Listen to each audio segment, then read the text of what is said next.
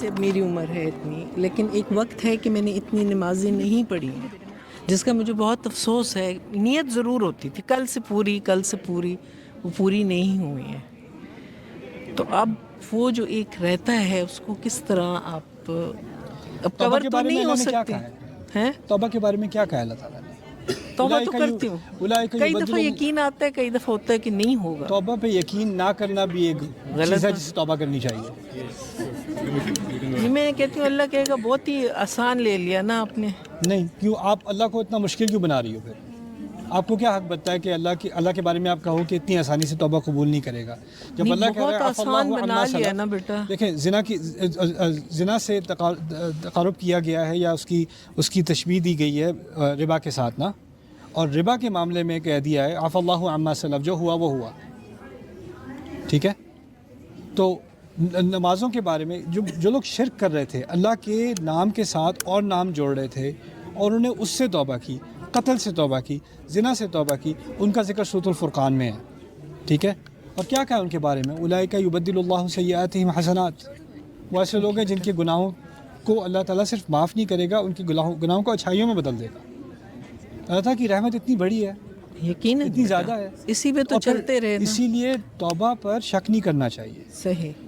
اور توبہ پہ شک کرنا اللہ کے ساتھ بدگمانی ہوتی ہے، نہ کریں۔ ایک اور چیز، ہدایت زیادہ پانے کے لیے کیا کوشش ہو سکتی ہے؟ زیادہ ہدایت کا کیا مطلب ہے؟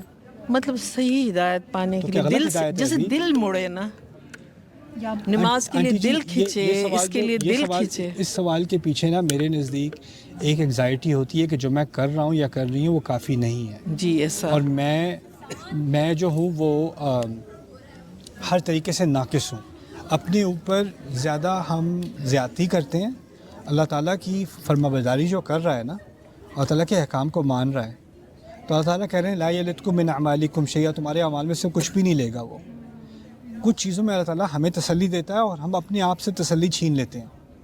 ہم بے چینی میں رہنا چاہتے ہیں، ہم سمجھتے ہیں بے چینی میں ہی اصل ایمان ہے۔ صحیح۔ لیکن یہ دین جو ہے نا، الا بذکر اللہ تطمئن القلوب، اللہ کے ذکر سے دلوں کو اطمینان آتا ہے۔ اور میں یہ بھی بات کہتا ہوں کہ اگر آپ کے پاس کوئی آئے اور کہے کہ میں نے بڑے گناہ کیے ہیں، میں توبہ کرنا چاہتی ہوں، رائٹ، آپ کیا کہو گی اس سے؟ آپ کہو گی توبہ کرو، اللہ معاف کرے گا، آپ اس کو تسلی دو گی، یعنی آپ اس کو تسلی دینے میں جلدی کرو گی لیکن اپنے آپ کو نہیں، ٹھیک ہے نا؟ یعنی آپ اپنے آپ کو اس نظر سے نہیں دیکھتی جس نظر سے آپ کسی اور کو دیکھتی ہو، کیونکہ ہماری سوسائٹی میں ایک تو ایک روحانی مسئلہ ہے، ایک نفسیاتی مسئلہ بھی ہے۔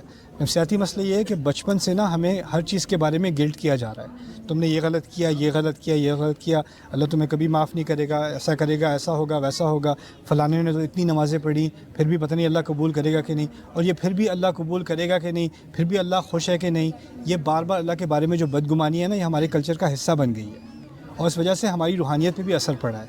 اللہ تعالیٰ کے بعد انا عند ظن عبدی بھی، جیسا میرا بندہ میرے بارے میں سوچتا ہے میں ویسا ہوں۔ میرا رب معاف کرنے والا ہے، میرا رب دروازے کھولنے والا ہے۔ اس کی سب سے بڑی مثال میں بار بار دیتا ہوں، میں دیتے ہوئے تھکتا نہیں ہوں، 1000 بار دینی ہوگی میں 1000 بار دوں گا۔ یہ موسیٰ علیہ السلام کی مثال ہے۔ موسیٰ علیہ السلام سے قتل ہوا تھا، نبی نہیں تھے ابھی، نبی پہاڑ پر جا کر ہوئے ہیں، وہ طور پر جا کر ہوئے ہیں، اس سے پہلے کی بات ہے، یعنی وہ ایک عام مسلمان ہے اس وقت، ہے نا، اور ان سے غلطی سے قتل ہوا ہے۔ قتل ہوا ہے تو کیا کیا انہوں نے؟ فوراً استغفار کی ہے، ٹھیک ہے نا۔ اور جب استغفار کی ہے تو کیا ان پر وحی آئی ہے کہ ان کی استغفار قبول ہوئی ہے؟ نہیں، وہ تو ابھی ہو نہیں سکتا، کیونکہ ابھی وہ کیا نہیں ہے، ابھی وہ نبی نہیں ہے۔ اور فوراً سورۃ القصص میں اگلے الفاظ آتے ہیں، ربی بما انعمت علیہ فلن اکون ظہیرا للمجرمین، میرے رب جو انعام تو نے مجھ پر ابھی کیا ہے اس کی وجہ سے میں آئندہ کبھی مجرموں کی حمایت نہیں کروں گا۔ کیا انعام کیا تھا اللہ تعالیٰ نے ان کے اوپر؟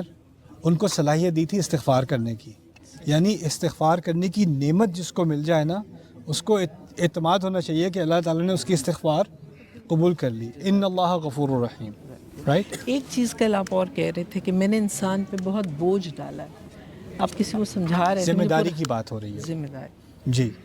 اور بوجھ سے مراد یہ ہے کہ انسان کو کبھی بھی ایسا نہیں بیٹھ کے کہہ سکتا اب مجھے کسی چیز کی فکر نہیں ہے، یا بچوں کی فکر ہوگی، یا والدین کی فکر ہوگی، یا اسپاؤس کی فکر ہوگی، یا اپنی فکر ہوگی، یا معاش کی فکر ہوگی، یا اپنی کیا نام ہے سلامتی کی فکر ہوگی۔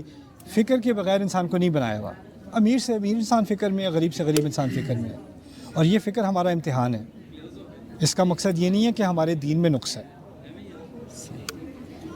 جزاک اللہ. سر ابھی